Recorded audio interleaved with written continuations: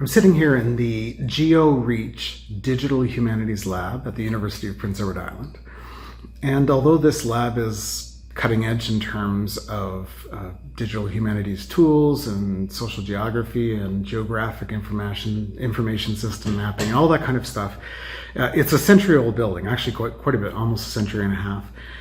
And when students were coming to this college a century ago, they were paying $6 a term or thereabouts, including lodging. That's not what they're paying now. I mean, it's tens of thousands of dollars a year to go to university. And I wanted to just take a couple of minutes to talk about some common sense that I don't think that is very common when it comes to student debt. And some of this is going to be involving Mickey Mouse math, so that really, you need to work out the figures yourself. But what I'd like to do is challenge the idea, this particular concept of I'm going to spend a year or two working in order to pay my way through school, so I don't have to get a student loan, so that I don't have to incur debt. Well, that could work or it might not. What I want to do is give a couple of different scenarios, and we could do this in a lot of different ways, but I'm going to give three basic scenarios. Okay. One scenario is somebody who's going into something that's a career direct path that is at a university or other four-year undergraduate program or technical institute, that sort of thing. The second group of people are those that are in industries that may be disrupted. In particular, right now, if you're watching this video in around 2024, 2025, we just don't know the degree to which the computer science industry is going to be disrupted. Labor and production and driving and tourism, production of artistic materials, all kinds of things. There are a whole lot of industries that are sensitive to what is a mini revolution or maybe a major one in terms of our technology. We have also come through a recent plague. There's been local catastrophes where I live and economic interruptions of all kind.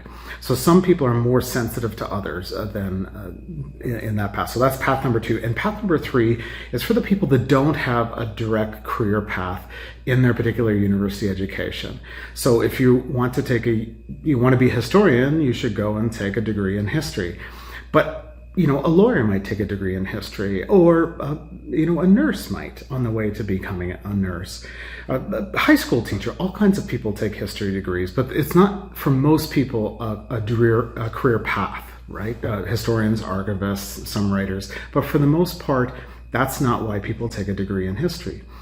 And so this group of people, I'm going to be thinking about people that are kind of relevant to me. I've been a gig economy worker and not a direct to career path person. But I'm going to think about people like artists who are actively making art and working in that, like a musician that is producing and recording, writing, that sort of thing. But this could also be someone like if you're working in a startup or you're in an entrepreneurial program while you're at university. That's the third category. These are people that are generally creators, but they have a non-linear path to what they want to do and be in the world. And university for them is going to be a much broader thing and really about context, shaping your future, that sort of thing. Okay, 1, 2, 3. So the first one, the direct career path, and this is the one that's a little backwards for most. So I'm thinking, say, nursing, registered nursing. I'm thinking of engineering. There are certain pathways that are fairly direct, and some that a little less direct. Say, accountant into a chartered accounting program, CPA program, and so on. Those are fairly predictable in terms of what you're going to spend on your education, what you're going to make when you come out. You can look those up. They're relatively easy figures to find out. Now, if you're no good as an accountant or a nurse or an engineer, this doesn't apply to you. But if you're going to be good, at your job, it's a job that you want to do for a long time, do you take a year off in order to prepare for university, to save? Well, think about it this way. Let's say you get a job, just a normal job, and you're making something like $30,000 a year. So you make $30,000 a year on your year off. And then you go to university and you apply that $30,000, of which maybe you could save $10,000 or $15,000 to your education moving forward, reducing that debt. Well, maybe that will work with scholarships and working part-time while you're going to school.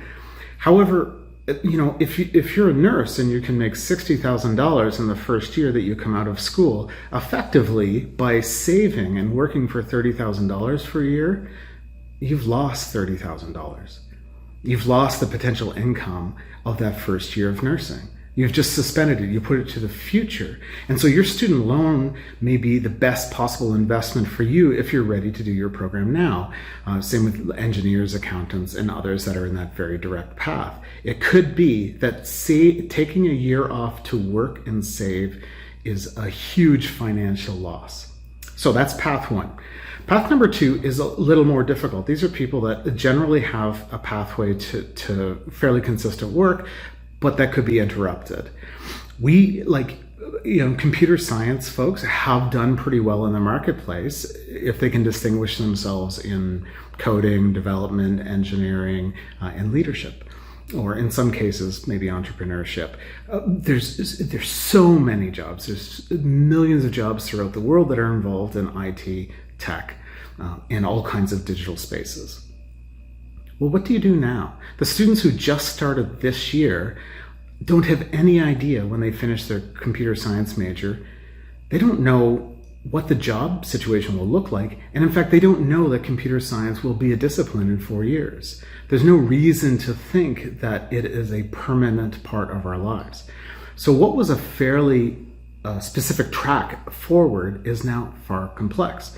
Will we need actuarialists in 3 or 4 years? The people that cultivate and work with data, they draw ideas together or bring information together. Are those going to be the same kinds of jobs? So generally speaking, if you know that you can do well as a computer science person in coding or all the things that I talked about, well, probably a student loan or a modest student loan might be a good investment so that you can get going into the industry, so you can get your skill sets now. However, you now probably fit into group number 3. We can no longer say that there probably won't be a disruption. Technology, global health, other kinds of global movements, and local or economic disruption is likely within the 3 or 4 years that you're going to university, plus whatever degrees or job training spaces you do after. So that comfortable group 2 now either land in group number 1, there will be jobs, or into group number 3, in which case they're not on a career path forward. Okay, so you're not just going from this to this to this. You could, like if you have a communications major, you may excellently work in communications from the moment that you'll get out. But communications is so broadly defined that you might make $2 above minimum wage when you start, even though you're on a director or management pathway, or you're going to start your own business, that sort of thing. When you do not have the very specific outcome, it's really difficult to know what to do to plan. And my recommendation, and I think this is common sense, is to do your degree with as little debt as possible. You actually can't afford to kind of tumble into a career that doesn't exist with $20,000, $40,000, $60,000, $80,000 in debt. Some of you may have to. We'll talk in a moment about that. You may not be able to mitigate all the debt, but you should be able to mitigate as much as you can. And there's another reason. It's not just that you don't know how much money that you will make. It's also 2 other factors. One is people that don't have this career-defined space are a little bit more likely to drop out of school or drift away from school as they work more and more and more to cover their debts. If that's a danger, be careful. You may need to take on some student debt to mitigate that. The second thing is if you're in a business startup, if you're in entrepreneurship, if you're in sales, if you want to develop, some sort of tech industry work, you're designing a video game, if you're in the art world, if you're making music, you may need to run. You may need to jump at an opportunity, in which case you'll have to either pause or minimize your education time. You want to be ready to go. And so At that point, you may need to take debt, but you should make yourself as flexible and free as possible leading up to that.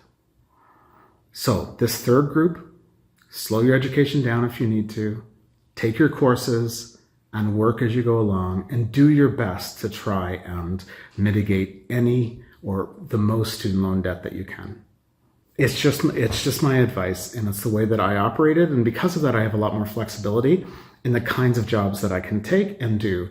And even though I live within the professional world of academia and writing, I make about half of what my colleagues make. And I have the ability to do that because I haven't carried with me through 12 and a half years of education. I haven't carried with me a student debt. I paid and worked it off as I went along. And for people that are creatives like us, the education isn't just what happens in the classroom. It's all the things that we do outside and around the classroom. It's how we grow in the different jobs, in the successes and failures in our relationships, in the kinds of programs that we're part of on campus and off campus. Those are huge development times. If you're in sales or entrepreneurship or music industry or writing, these are also times for you to develop your skill sets, to create a network, and to develop your online profile so that you're ready to launch when the opportunity comes or when you finish your schooling. Taking that time is good.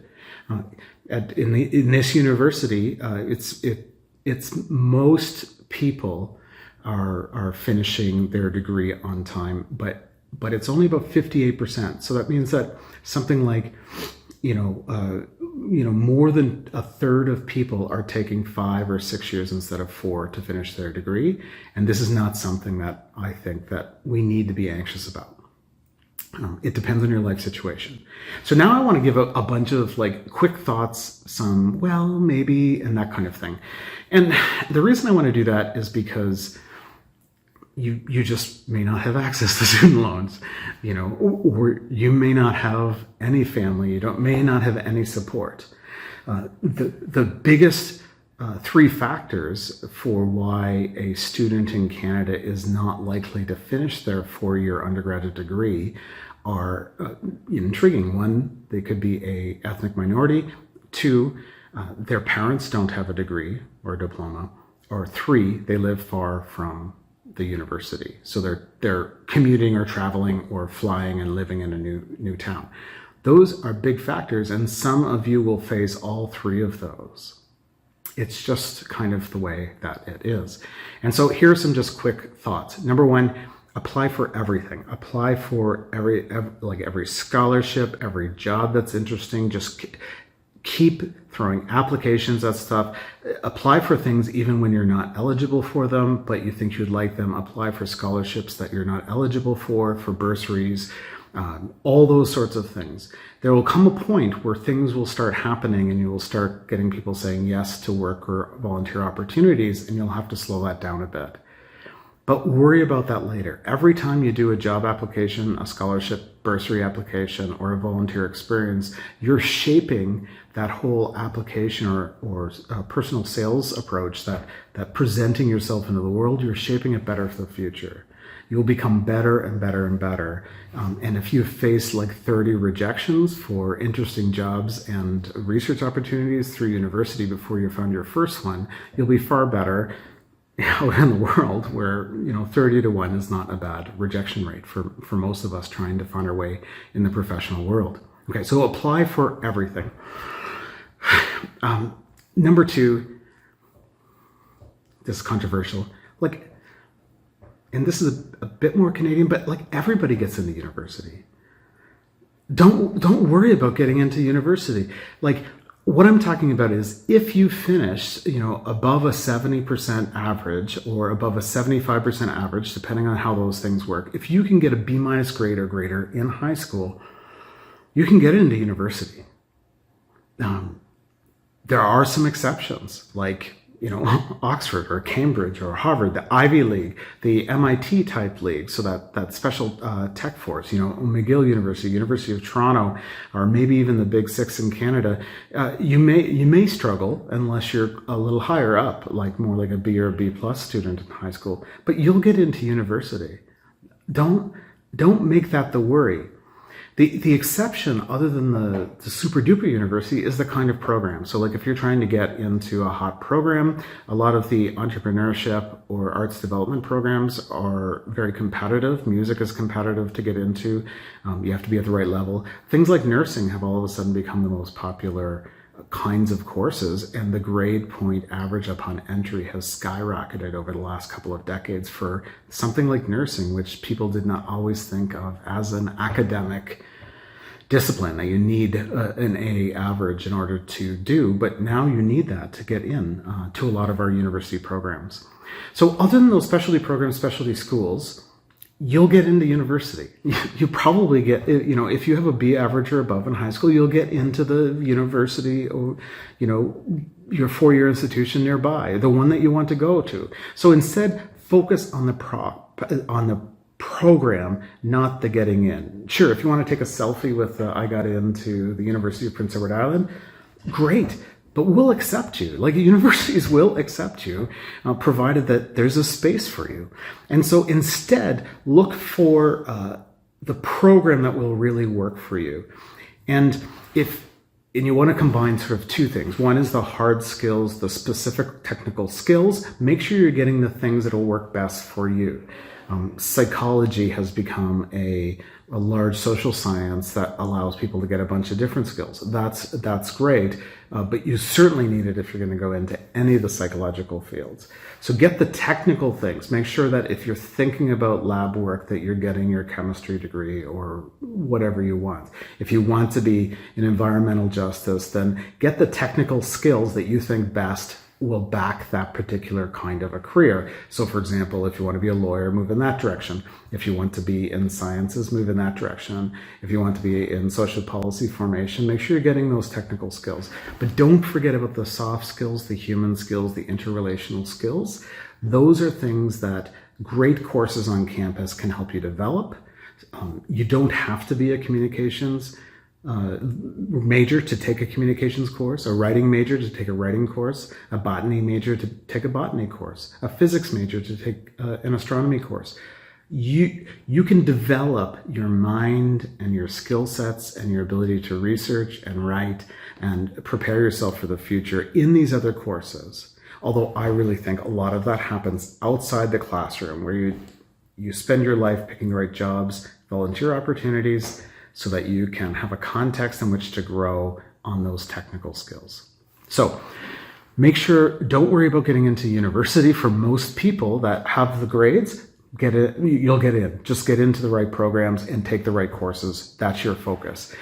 Remember a couple of other things. A third of university students have like a college or applied trade or junior college diploma already, sometimes two. Sometimes you'll be going to university with somebody who has a master's degree from another country or is an engineer in another country. Lots of people have lots of education, and there's no harm if you know that you're capable of a university degree. There's no harm with taking a college diploma of something that you love along the way, or one of the program certificates on campus. In the same way, a third of college students already have a university degree. You can be in a music program at a technical institute, and somebody next to you might have a PhD in engineering. You just don't know. So people are using colleges as part of their university education in two different ways. One, as a jump start, like the kind of more traditional junior college into university step. So people are using that more and more schools are really interested in recruiting those students into year 2 or 3 of a university program. But the second group, these are people that are taking their broad-based or even technical skill sets that they get in university, and they're using the college diploma as something specific, like a spearhead on the spear, on the shaft of their education, kind of making that move forward, taking something solid and making it into a tool, much the same way that a law program for a lawyer does this, a chartered accounting program for a CPA accountant does this, a master's degree for a historian does this. So that's really something that you should be aware of. You should just choose the best program that is there for you. I really, really, really think, after teaching for a couple of decades, teaching first-year students in first-year experience programs. I've taught thousands of students. And if there is one factor that I see among dropout, discouraged, and sometimes even depressed students in their first year, is that they feel dislocated because they're taking somebody else's program. The people that are paying their degree are demanding this program. The people that love them most, their parents or aunts and uncles, grandparents, they want them to take this. Or they feel trapped. They feel like they have to take this program because they need a real job, a good job. They need to make money, all that kind of thing. You may succeed doing somebody else's education. Lots of people do it all the time. But it's a long life. Do the best you can to love the thing that you do. If you're going to give 4, 5, 6 years of your life to education and training, you're going to give, well, even if it's not your money, the med school that we're building on the back of our campus, will cost something like $250,000 a year to train every student, not even including their tuition, right? I mean, it's expensive to educate you, and it's expensive for you to be educated. It's time consuming. So do well, but also do good. Make it work for you. The last caveat is this. Sometimes the student loan system will open doors. This may not be the case in your region of the United States, but in other countries, in particular Canada, the national or provincial student loan systems open up the doorways to all kinds of things. This can be things like here in Prince Edward Island, at times we have had funding for students to take courses during the summer. We've had funding for students that do a quick work term in one of our in-need industries and receive a stipend towards their education. The student loan program is often tied to many community bursaries and other kinds of learning opportunities. And specifically in parts of Canada, to get supports for if you have a learning disability or a physical disability, you have something that makes it harder for you to do university, you have ADHD and you need to learn how to adapt to that ADHD. Well, if there's all kinds of resources, but you need a student loan to do this. So here's the thing. If you have to get a student loan, you get the student loan. But here's the most shocking thing that I will say all day. It's not your money and you don't have to spend it. I had to get a student loan in my 4th year of undergrad. It was more than I wanted, and so I only spent half, and I put the other half into a money market, and I was able to make a few $100, well, not even that much, about $100 of interest over that term, over those 2 terms. It wasn't my money. I didn't want to spend it, and I didn't want to pay it back. When I moved to a completely other continent on the other side of the world, when I moved to Japan, the very first piece of mail I got was from student loan, welcoming me to my new place and making sure that I had my next payment ready, right? They'll find you. The debt will follow you. You can take a student loan and you don't have to spend it. In fact, this is a good con. If you're able to save the money, you can take that money, get the interest, or use it to create other kinds of opportunities, and then just simply pay it back at the end of the school year. Well, those are some of my ideas. I'm curious about what you think. I know some of the things that I've said here are controversial, and I know that some of you are simply just trapped out of this system, and I wish you all the best. But for those of you who have to make the decisions about financial debt, I hope this is some uncommon common sense that can help you along the way so that you can get the best possible education for yourself that makes you the most well-rounded and skilled and ready for a job market that we can not predict even a little bit.